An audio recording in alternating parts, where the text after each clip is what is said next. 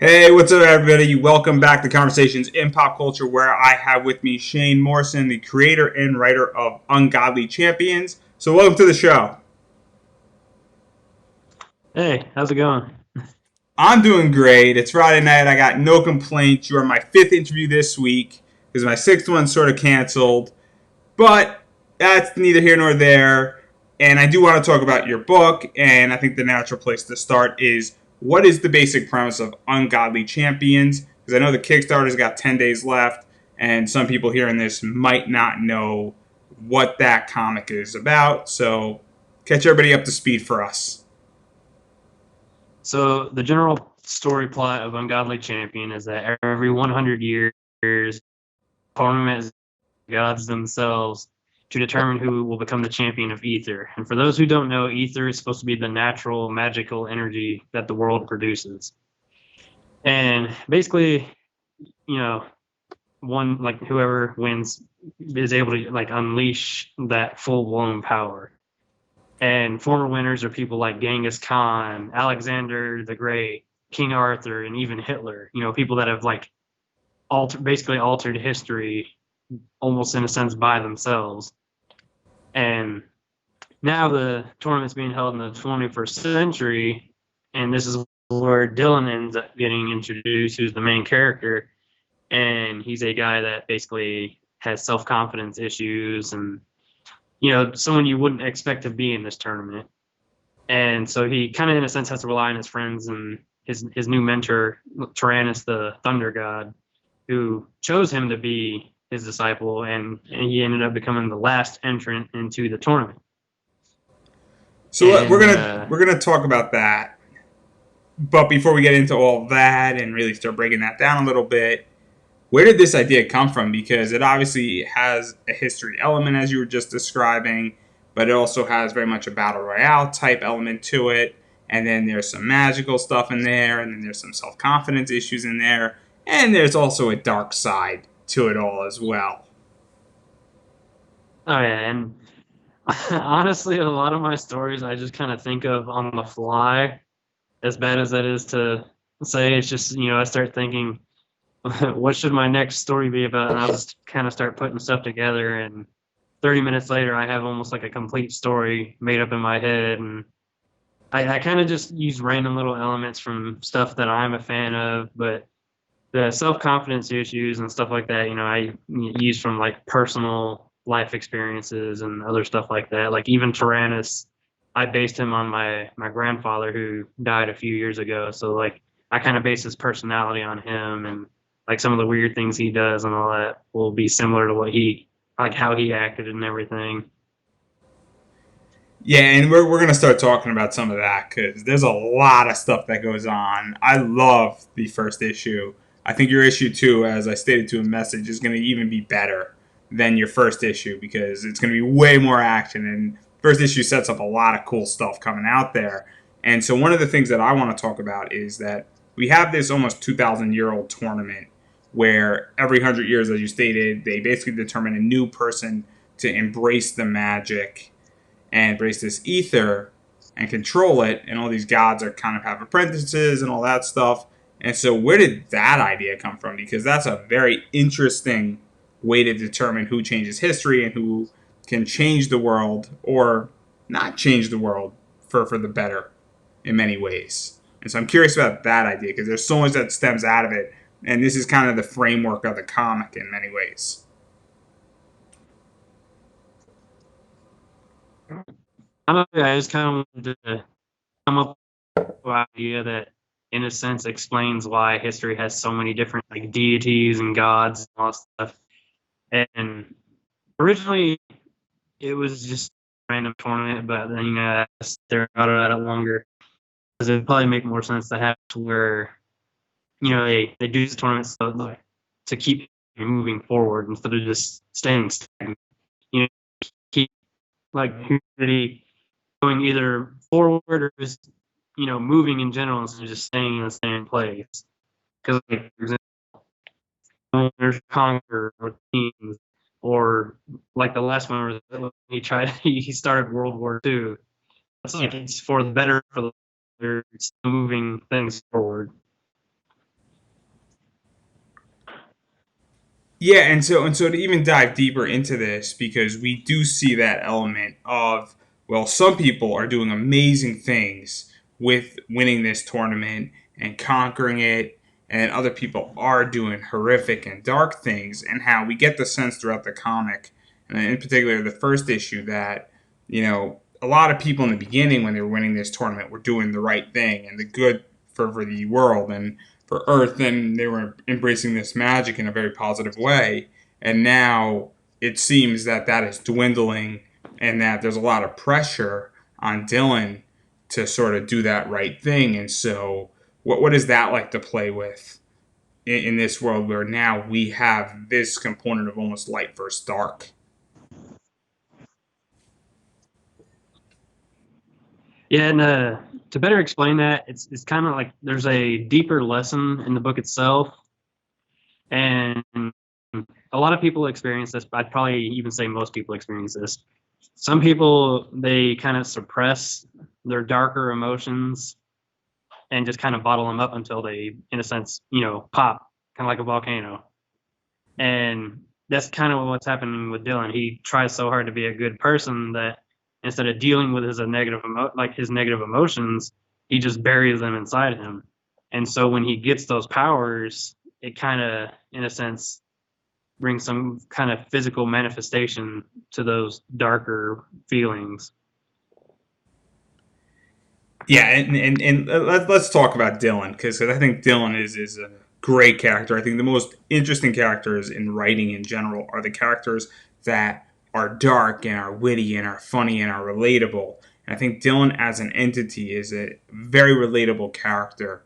So just to provide some background, Dylan has some self confidence issues where he's a good looking guy, and we see that, and he has some friends, but he likes a girl, and then she says, "Oh, it's kind of funny when, and it's cute when you get embarrassed," and then he gets very defensive. He gets very, I don't want to say submissive, but very inner, and becomes very introverted, and so that's one element of him. And then on the other side of what's going on with him, he has an abusive dad who basically says that, hey, you're the reason why your mother left. And his dad, it's hinted at, and I don't know if it's confirmed, but his dad seems to be very much an alcoholic.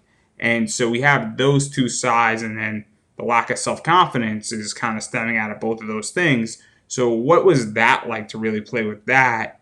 Because that, in many ways, goes to his nature and the frustration, and how he's very much a bottling up type of person. And so, what was that development and building that ego around him and that ego around him? Well, the dad, like part of like the dad treating him is part of where like the negative emotions come from. Actually, that's where like a big chunk of it comes from.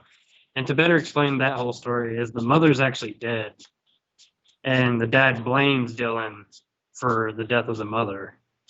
And so, you go like half your life sitting there, actually starting to believe that it is your fault that your mother's dead, on top of, your dad who's turned into an alcoholic, basically adding on top of that, kind of reconfirming all those negative emotions.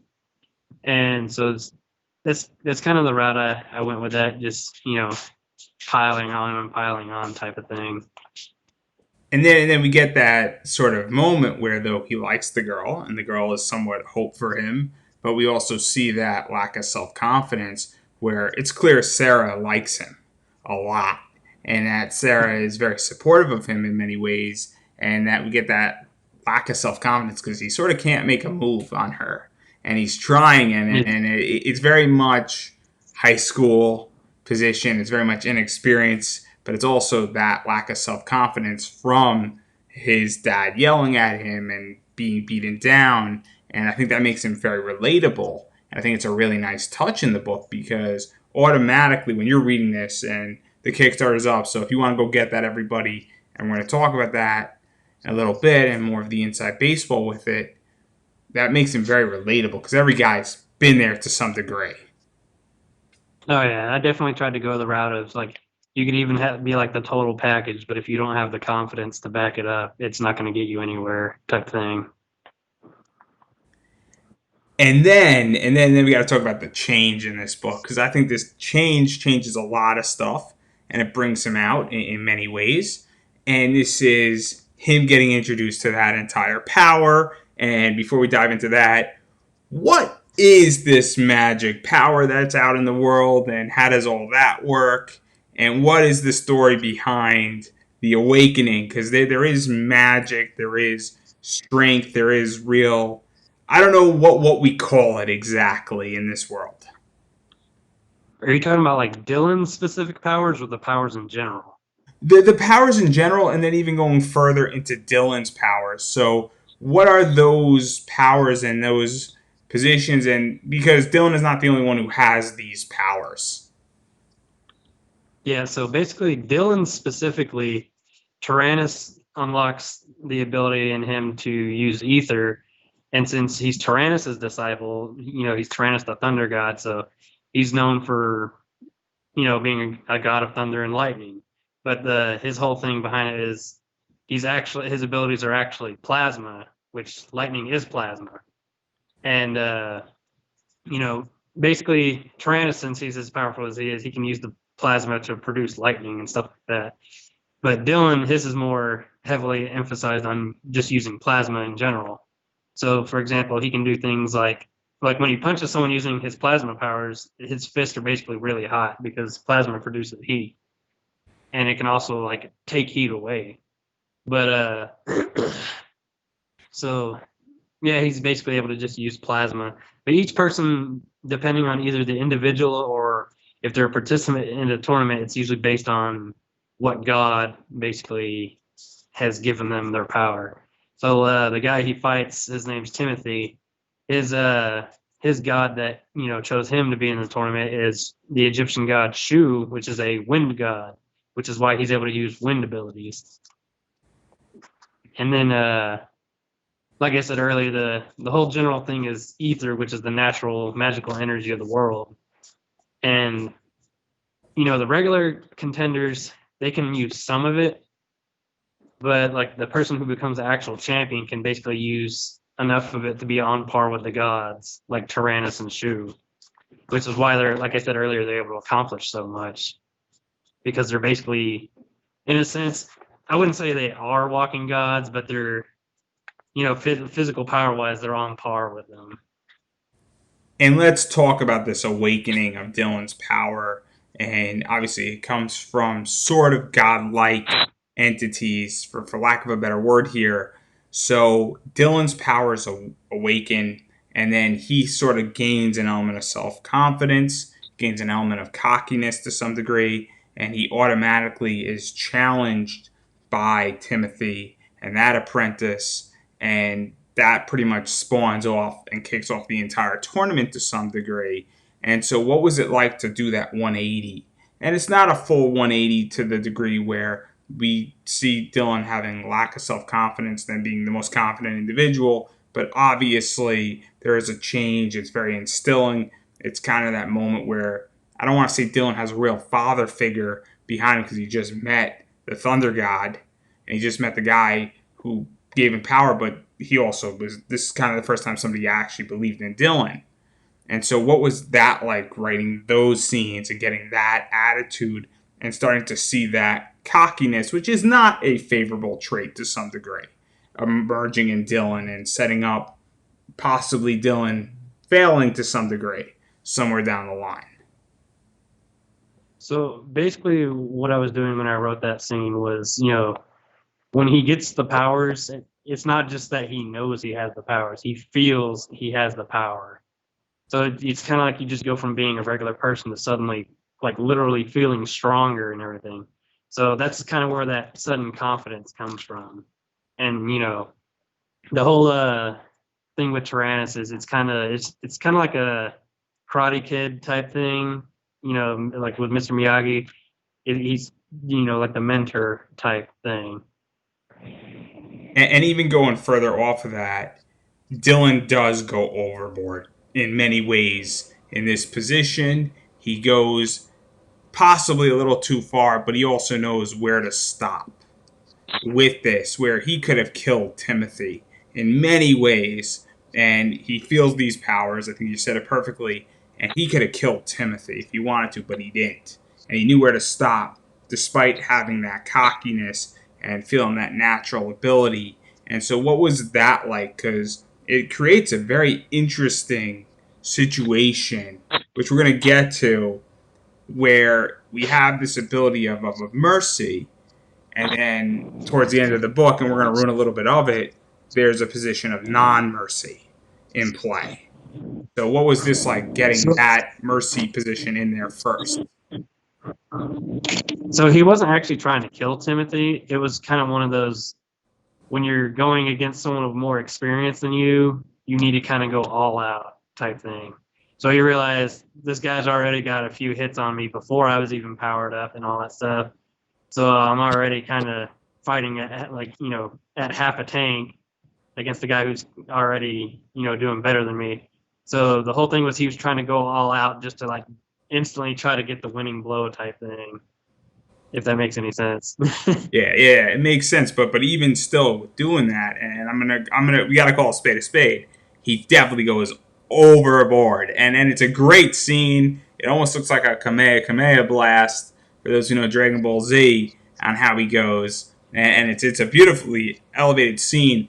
But I definitely like the fact that I think Dylan knows that he went overboard to some degree as well. And then Timothy says, I don't know the exact line Timothy says, but obviously Timothy recognizes that mercy was shown and that Dylan could have killed him. And so we get this moment where we realize that Dylan is a powerful individual.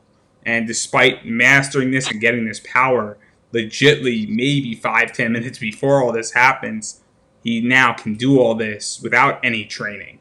And I think it really sets up a fascinating situation where it's that moment. The moment is that with great power comes responsibility, and Spider-Man and all Oh, yeah. that stuff, and that's kind of the moment with this where Dylan knows that. And so I don't know if that was the thought process that was going through your head, but it's kind of the first thing that popped into my head during that scene. Oh, yeah. He's supposed to be a responsible individual, and he's very merciful and all that. And trying to figure out what else I was going to say. And so He's a genuinely good person.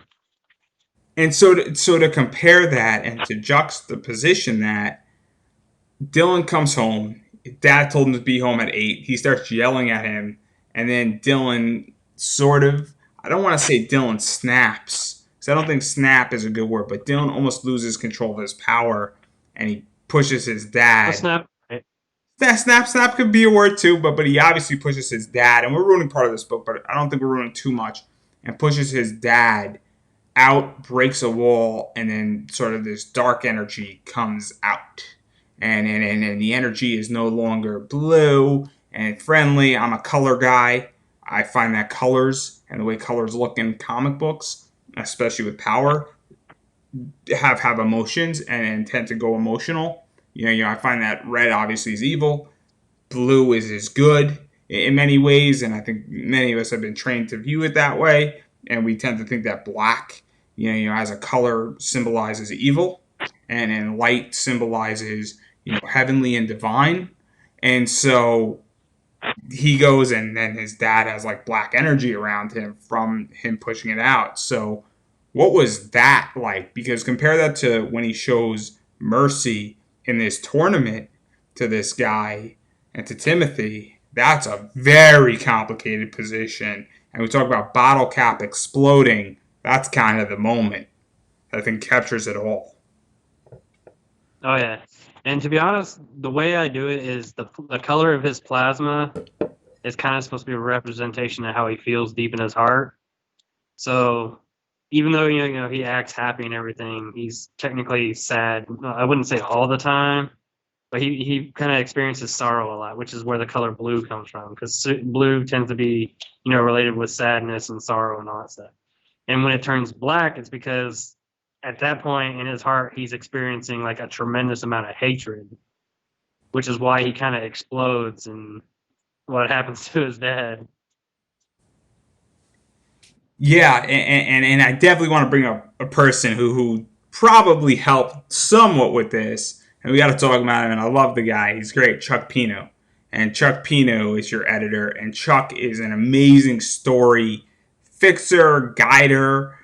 He knows how to add twists into stories, and I don't doubt, without any hesitancy, for lack of a better word here, that Chuck definitely helped to guide this story in many ways, and definitely helped to develop this and bring this out, because this is a perfect ending to issue 1. And so Yeah, Chuck definitely keeping me in line, because sometimes I'll either get kind of ridiculous with the story, or I'll just add in a bunch of unnecessary stuff, and he'll tell me like, you need to cut all that.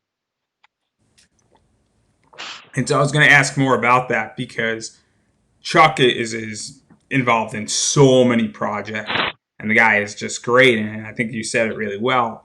But what is that like, having somebody who's done so much in this sector and knows how to keep you in line, and also makes really good suggestions? Because definitely the way this comic goes, and the ending, and having that, blue, and then a great scene, and then having Dylan snap at a few pages later, it really opens up so much for this comic. And so what is that like, to have somebody help you really guide into that? Because this is something that's very different than other books that I see out there that don't touch upon this, and that dark holdings and holding your emotions have consequences. And sometimes those consequences can be very destructive.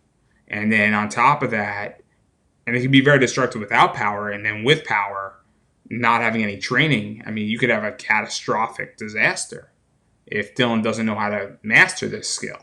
So what was that entire thing like, even writing it and having editing and having a lot of guidance, really getting you to that point? Because this point is made so well in the book, in the first issue. So, like, a cool thing about Chuck is, I believe we actually both started in comics around the same exact time, because I think we both started around 2016, and we both just so happened to be living in Texas. But because I think I was doing my first ever Kickstarter for Beast King, and Chuck was doing Welcome to the Void. And I think it was a year and a half after that was when I started hiring Chuck to be my editor. And me and Chuck, we work great together, I'll be honest, because he'll listen to my like ridiculous amounts of lengthy text explaining like, hey, so this is what I was thinking for issue 2 of Ungodly Champion, or this is what I was thinking of issue 4 for Beast King. And I'm sure it probably drives him crazy. But I like that he's actually willing to listen to like my future plans and all that stuff, and then he'll a lot of times question like, well, why would you do it that way? And then I'll explain, well, later on in this issue, it'll be explained why that happened. Like, the whole purpose is to confuse the reader, and then when this happens, like an issue or 2 later, they'll be like, oh my god, that finally makes sense, type thing. So me and obviously Chuck has been on this show, and Chuck is probably going to eventually come back when he has some time. And Bilal, or I might not even be pronouncing it right, but I think everybody knows what I'm talking about.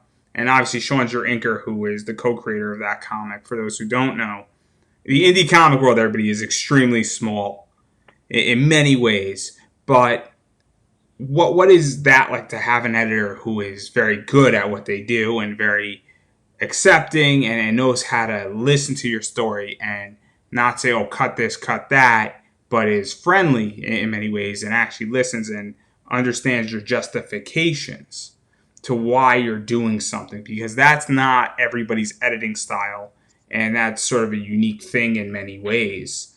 And I know this because my mom had an editor for her book, and it was nothing like that. And so what is that like, to have a friend who's an editor, who's giving it to you straight, but also listening and treating your book as a little baby versus just a book, I think, is the best way how to describe it. It definitely helps a lot, because I like to, I guess, talk about the story plots a lot and everything, and it definitely helps me feel like I'm not being crazy about like if I'm going too far or not.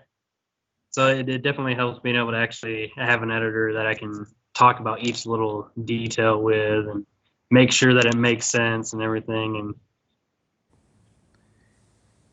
Yeah, and obviously you mentioned issue two, and you've spoken about things with Chuck with issue two, and issue two I'm assuming is in the works to some degree and being written out and starting to be worked on. And maybe I'm wrong. Maybe I'm wrong on the assumption, and I will take how we spell assumption out there. That's all on me.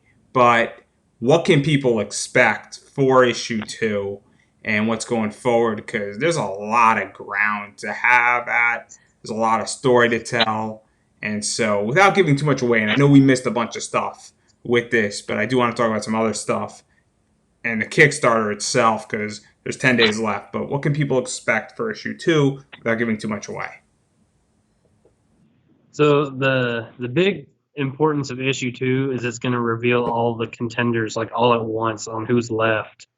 And the whole purpose of that is to kind of intimidate Dylan in a sense, because he'll be told that all the people he's fought so far were like the weakest guys. And he'll be like, well, those guys were a challenge already. And it's kind of supposed to be like building up confidence just to shut it down type thing. And so we're about to get introduced to a whole new cast of characters, and that's an issue one ends on a personal cliffhanger, and now we're about to be introduced to a whole bunch of characters. And so let's talk about the Kickstarter because I think this ties in really well because there's a reward on the Kickstarter that is perfect for this, where you could be one of the antagonists who are making Dylan's life a living hell in many ways. And so, just to give a little bit more background, there's 10 days left for everybody who wants to check it out. Kickstarter, it's fully funded. And so you're over your goal. So this book is happening. So if you're scared to pledge to a book because it's not fully funded, or you want to be the one that can push it over the edge, you lost the opportunity to push it over for fully funding, and it's fully funded. And I'm just curious with your Kickstarter, because one of the trends that's happening in Kickstarter right now is a lot of people complete the book ahead of time. They borrow money or they pay their artist or they have the arrangement out of their pockets and the Kickstarter is not for it.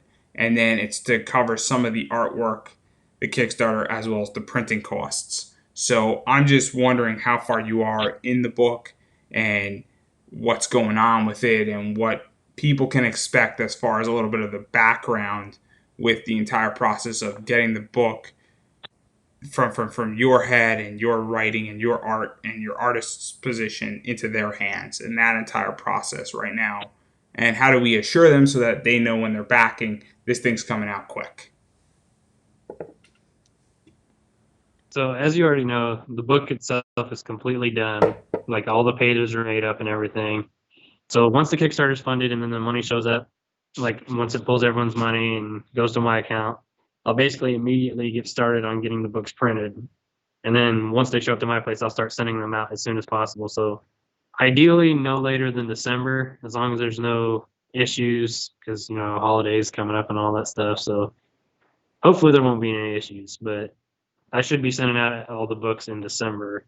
But yeah, I always try to make sure all the pages and like the whole book is completely done before I even run the Kickstarter. And that's becoming very much the normal. Where I think 3 years ago that didn't exist. There's a few people on Kickstarter who don't do that in the comic world, but that's becoming more and more common at this point in Kickstarter. I think it's the right way to go, and I think it's been proven that It it is. works for a lot of people. And so I think that I'm not in the comic producing field at the moment. I've never run a Kickstarter, so my opinion is only based on what I've seen. As the consumer, I don't know the inside details. If you're seeing that more with fellow creators and everything. Oh yeah, and I've seen way too many times where the book is nowhere even near done, the Kickstarter is running, and then it's like 2 years after the deadline of when you were supposed to expect the book to show up, and it's Sucks. just better off to make Sucks. sure the book itself is done. It sucks in a Hmm? lot of ways. I've been the victim of that, and I don't want to talk about it. I don't want to talk about it anymore. So let's talk about something more positive and the fun side of your Kickstarter. And I mentioned it, I teased it a little bit, maybe prematurely, but one of the things that's in this reward package, and it's an expensive reward, and I think it's still up there, and there's one of them only, is that you can actually be drawn, or I'm assuming, and please correct me if I'm wrong, you can request to be drawn a certain way to be the antagonist to make Dylan's life a living hell.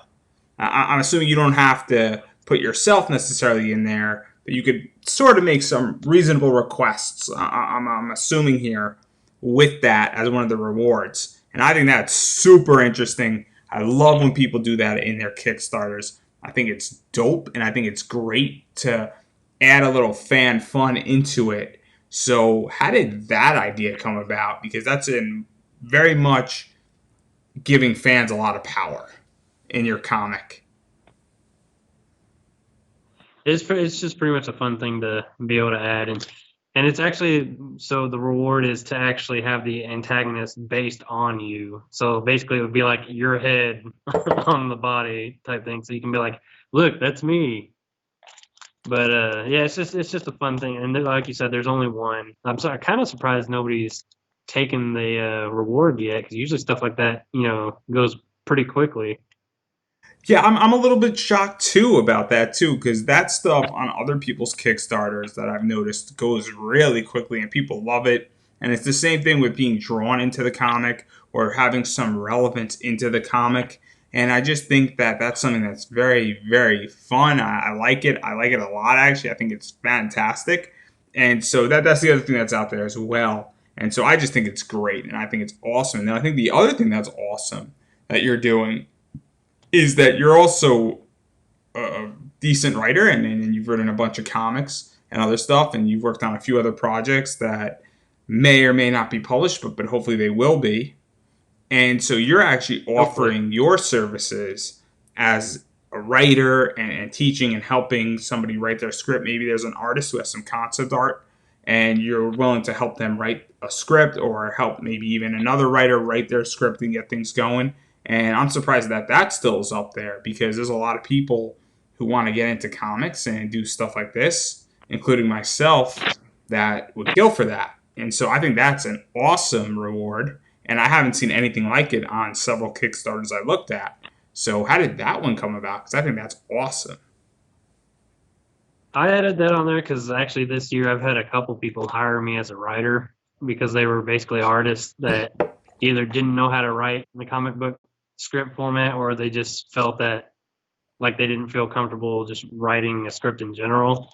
And they've read my work before, and I even sent them samples and whatnot to see what my script format is, and they actually like how I write things out and everything. And so I've actually, for Sean, who's my inker and also the co-creator of Belial, I helped him with writing the script for a series called Median, which is a pretty interesting story, but I don't know if that one's already been, it might already be worked on, because I think he showed me a page of it already, but he really liked what I did with that. And then a friend, Alfie, hired me to write a script for him. I believe it's called Hand of God or Hands of God. And so I figured, well, if people are willing to hire me outside of Kickstarter, maybe I can offer that as a reward for them to hire me as a writer if they already like my books and everything. So I figured, who better than my actual backers who've read my previous work. Yeah, and I love it. I love that entire reward concept. I appreciate when people do that. I think it's great, and I think it's also really beneficial to the community in a variety of ways. And then you also have more traditional rewards as well. And you have one more untraditional reward. I spoke too soon, and you actually have an option for a bust of the main character. And that is cool too, because I've never seen anything like that either on Kickstarter and all that stuff. So, where did that idea come from? Because I've seen busts of Okay, so regular characters, but never anything on an indie book or anything like that, or an indie Kickstarter. So, I think that's cool too. I'm just fascinated by that idea. I'm an EMT, and the paramedic I work with, he's a very artsy type dude, and he does stuff like make tiny little sculpts, like little sculpted characters, or I actually asked him if he'd be interested in helping me with a reward type of thing, and we kind of came up with the idea of doing bust of the main characters. And he's actually like for my Beast King one, he apparently made one in his spare time just so it would already be done. And he showed that to me. It's unpainted and all that, but it was pretty cool. I was kind of surprised by how much it looked like the actual Beast King character. The Ungodly Champion one isn't done yet. It's still like in the rough stage. I like one of my most recent updates. I think I finally updated a picture of it, but I think I got a bust from the last Kickstarter, which was Crosser's Gate, which is a horror series that I published for my friend Travis, who's the illustrator of Beast King. And let's see, this is basically what it looks like. I don't know if you can. Mm-hmm. It like in person, it's really detailed and it's really solid. That's cool. I actually like the idea. I think Yeah, the like idea is great. oh yeah, and it comes with a copy of the book for anyone interested. And so now let's talk about the traditional rewards that are out there. So I'm gonna go through them really quick. Obviously, you can get a digital copy of the book pretty cheaply.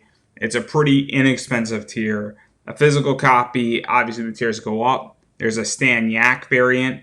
There's a poster. There's T-shirts and hats. And so those are kind of some of the rewards out there. And obviously, as you go up the ladder, things become more pricey, but you're actually getting more of a reward. So, what is that all like? And what, especially that variant, because we're seeing a lot of cool variant work being done. I know a little bit of Stan Yak's work. I don't know him fully, but obviously it's kind of a cool artist he is, for lack of a better word here. And I'm fishing for words, I know, but and then posters are always fun as well. And then obviously hats are cool too, and T-shirts are cool stuff. So what is that all like? Because that's a little bit still traditional, but branching out a little bit more.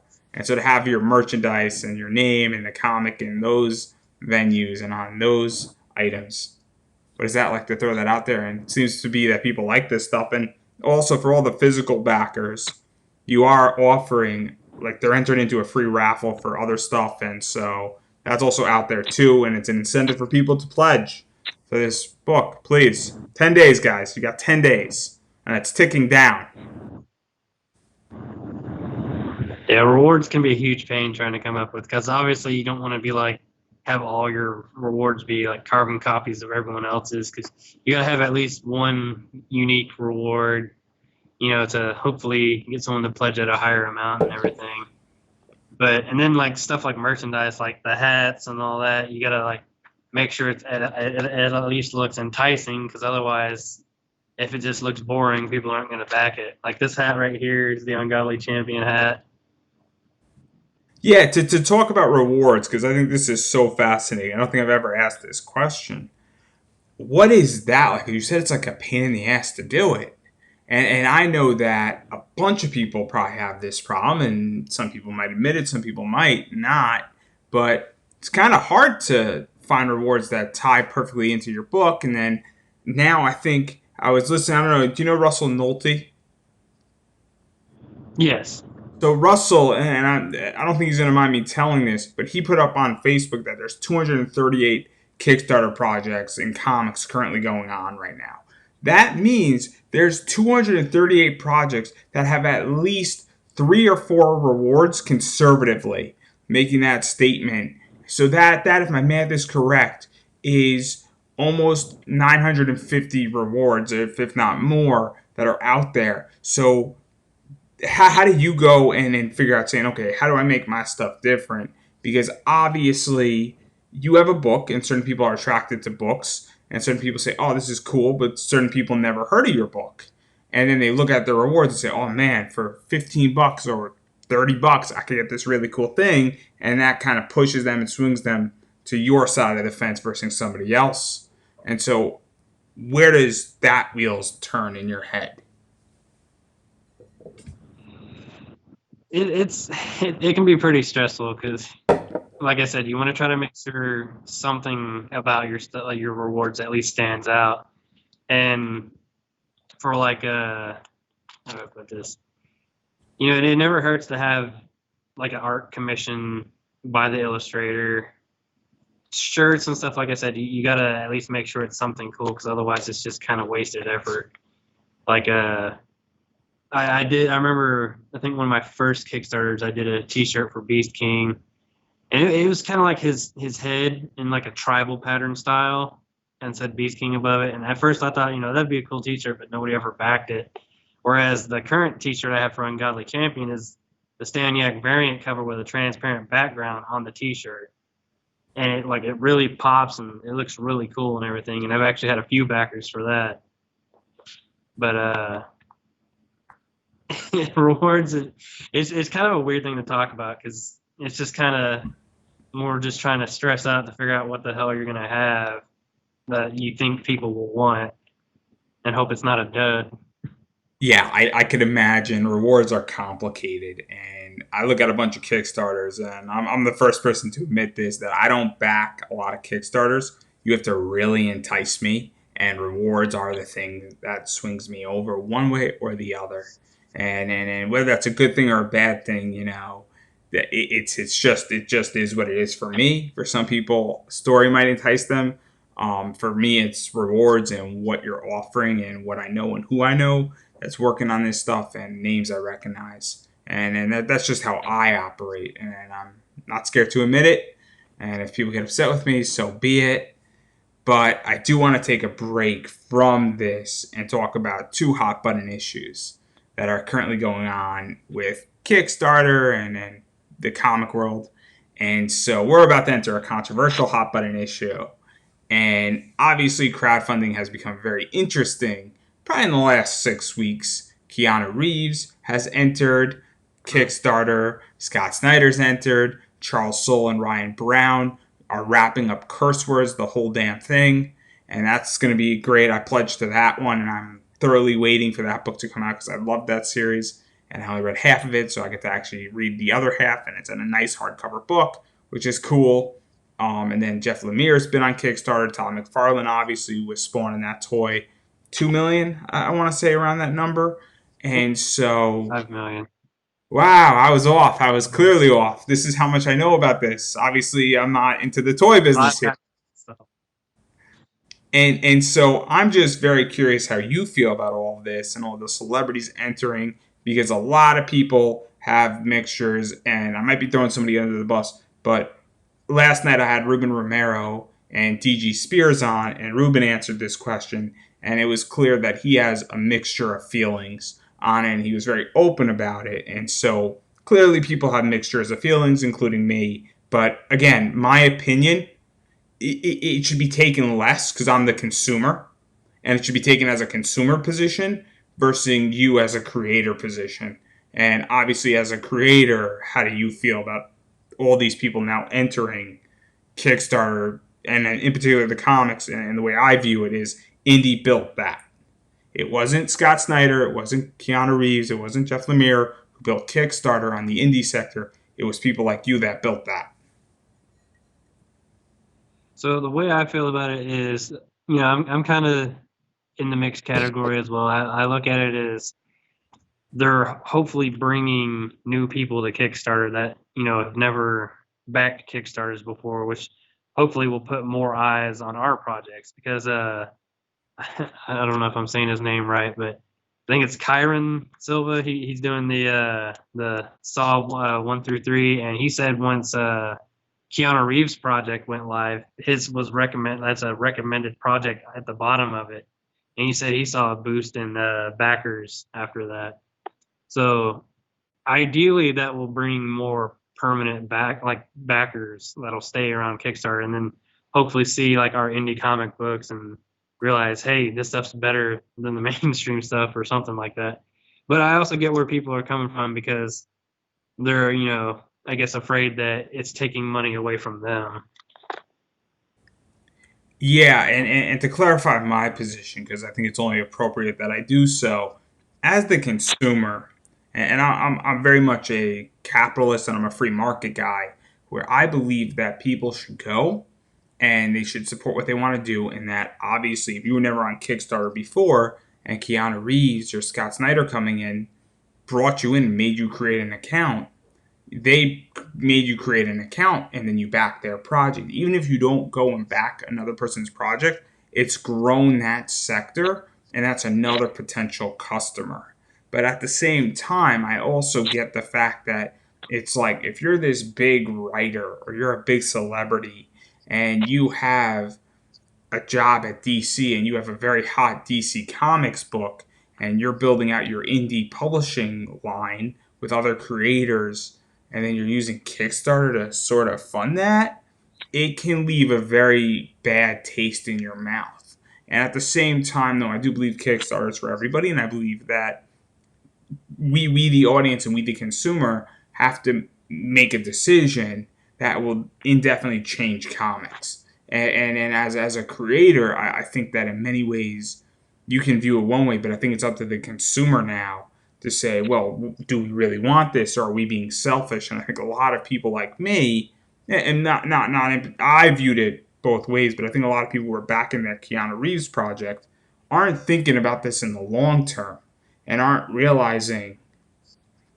the effects it's going to have, and we're opening up Pandora's box, but we don't know what's in the box is the best way how I put it. And in 5 years from now, we're going to find out exactly what's in that box. And unfortunately, once we find out what's in that box, it could be really good or it could be really bad. And we're going to have to live with either of those choices. And I think that that's the best way how to put it.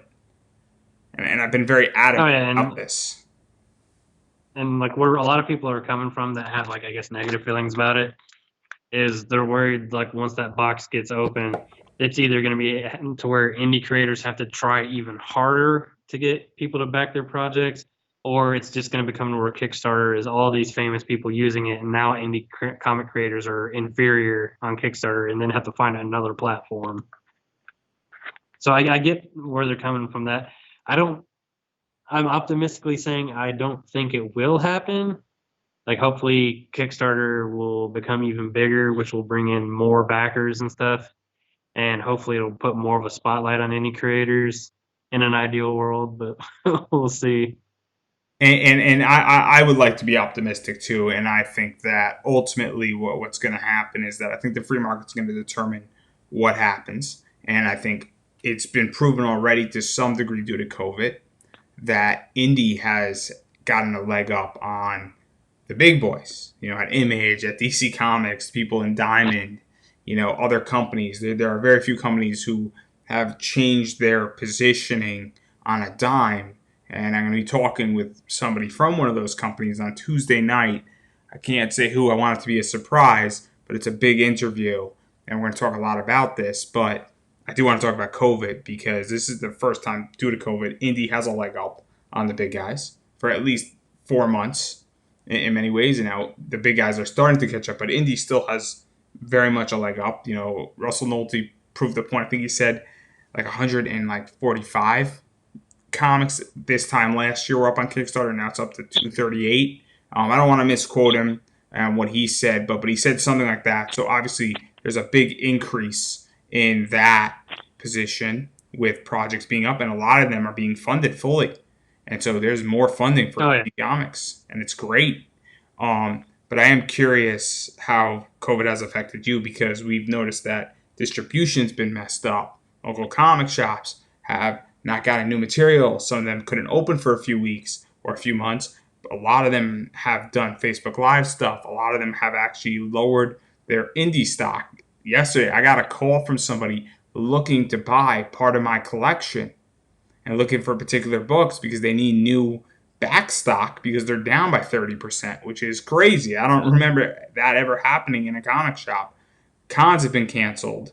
And so I'm just curious how you have been affected as an indie creator and producing a lot of books and having a lot of materials out there. I'd say like indie comic book wise, it hasn't really affected me in a big way. I know on my current Kickstarter, I do have a comic book store that's considering backing the retail reward option to get like 10 or more of the UnGodly Champion comic books. And I've noticed it seems more comic book stores are willing to buy more indie books so they'll have stock and everything. But I've kind of been having money issues for like almost a year straight. So like getting the book done and everything's kind of been a long journey. So COVID in it on its own didn't really affect anything, but well, except for at work. And I know you have a bit of a hard deadline, and we're sort of a little bit over that. But I got two more questions, and then I promise I'm gonna make you disappear quicker than you realize. But my other question with the con world and all that stuff is, how do you feel about conventions and where that's going? Because I don't know how many you go to, but indie in many ways lives on convention, both as a press position as well as selling books and also just meeting fans and attaching a face to your book. And I know that indie books do not get treated well at cons in many regards. Some do, some don't. Cons don't seem to be in particular championing indie for the most part. Very few conventions do, but at the same time, a lot of indie books and live at the con world, and that's where you get to see people, and especially there's stories where somebody will buy your first issue or something, and then they'll come back the next day and say, "Oh man, what happens next?"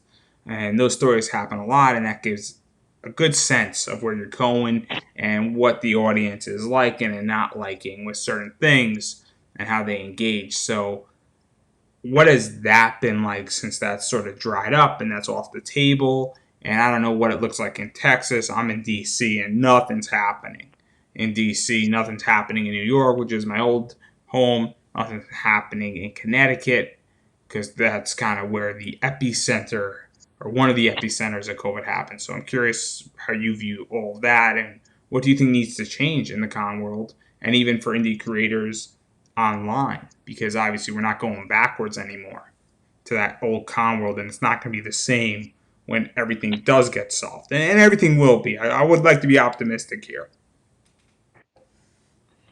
So I don't think I've seen any conventions going on in Texas, but unfortunately, I don't get to go to anywhere near as many conventions as I would like to. It's usually like maybe like two or three a year, and then like I'll try and do like some comic book signings at comic book stores or other bookstores that'll let me do it. But I always thought conventions were a little strange. I mean, my books usually sell fairly decent at conventions, but the thing is, you'll have people that'll almost immediately buy your book, but when you got a Kickstarter going or whatever, they don't ever back it. But if you ran into them again with your next issue at that same convention next year, they would probably buy the book. And for some reason, they only seem to buy the book at the conventions, which I don't really understand. But but I know some people have been kind of struggling because they do a lot of conventions. Russell being one of them. A couple other people I know that tend to do a lot of conventions, and they make a good chunk of money at their conventions. But honestly, I have no idea on what could be done to try to change things. I know there's been like online conventions. I didn't get to see how that was done, but I heard some of them were pretty successful. Some of them were the opposite of successful. Yeah, so some of them were So rough. Wizard World is having a tough time, and Zenoscope, which I was on earlier today, that's why we had to do this a little bit later, is running their virtual cons like smooth, man. That's a fun company right now. That's the future. They are honestly the future on what they're doing, and they run a tight ship, and they know what they're doing, and it's crazy. And they're the exact opposite of Wizard World, to put it nicely, to put it very nicely. And so I'm just curious from the internet side of things, because obviously the big thing that's coming out here is e-commerce is going to be a big winner out of COVID. Obviously, content is king. And so I'm just curious how you view all that as an indie creator, having multiple projects, having projects that might be intersecting some degree with each other at some point, how you feel all about being out there and being virtual, and where do you think that's all leading, and what do indie creators need to do for that, because that seems to be the future, in my opinion at least. the thing about indie comics is there's A lot of us just want to be able to like write and all that stuff and not have to learn all the tricky stuff like marketing and all that other hard to figure out stuff. But You need to be a jack of all trades. honestly, a lot of You need to be a jack of all yeah, a trades. lot of us indie guys need to focus on marketing and stuff like that. It's. I'm the first person to say it, and I'm on an indie comic creator. You really need to be a jack of all trades. I think is the key in all of this, and understanding that now with the indie market. And again, I'm not a creator, I'm not a writer, I'm not an artist. I just have interviewed a lot of people, and it's what I've observed. So again, my opinion is only what I see. So for everybody watching this, and I'm the first one to say this, that's something that you have to take my opinion with a grain of salt. But I could be completely right at the same time. So that's how I view it. And I don't know if you agree or disagree with me, and obviously your opinion carries more weight than mine in this sector. And like marketing indie comic books, it can be pretty tough because, like I said, a lot of us don't really know what we're doing. So it's kind of just trial and error type thing. And then there are some of us like Sean Mack from uh, crap, I suddenly forgot the name of the label. But a lot of people know who he is, and he's really good at stuff like that because he's really good at knowing all the business stuff. And way back when I first started, I actually asked him for some advice when it came to certain things here and there. But it can be a huge pain trying to figure it all out, and sometimes you got to hope that you'll find someone or who kind of knows how to do that stuff, or just hope that you somehow stumble onto something that helps explain it to, like, in words that you yourself will understand. And you just got to be able to, like, for example, Facebook ads. A lot of people struggle trying to figure out how to work that properly because some people either they either by complete luck are able to pick the right targeting audience, or they did enough research to somehow be able to figure out the right targeting audience. And a lot of people feel like they're wasting money because they just kind of click random stuff and they click what they think they should click, but not what they actually need to click. And you spend $50 on an ad and you get like no backers from it or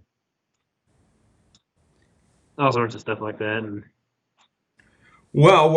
I think what I'm doing is part of the solution, and what I like to do. And the link's been up for a while now. Everybody watching this, the link for Shane's Kickstarter, UnGodly Champions, has been up for a while. So obviously, there's 10 days left for those who want to back it. Check it out, look at it, click on the link. If you like what you see, please back it.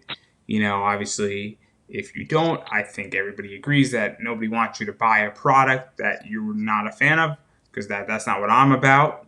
But if you like what you see, you like what you heard, you think the story is interesting, take a $4 gamble. I'm serious about this. It's digital. It pretty much, I don't know how fast you're going to get out the digital book to people, but that's something that $4 is not a lot of money. It's pretty much on par with what Marvel and DC charge right now for their books. And if you like more of it, well, congratulations. You can figure out how to pick that up, and you might find the new series you're enjoyable, that you will enjoy, I should say. I'm getting ahead of myself here.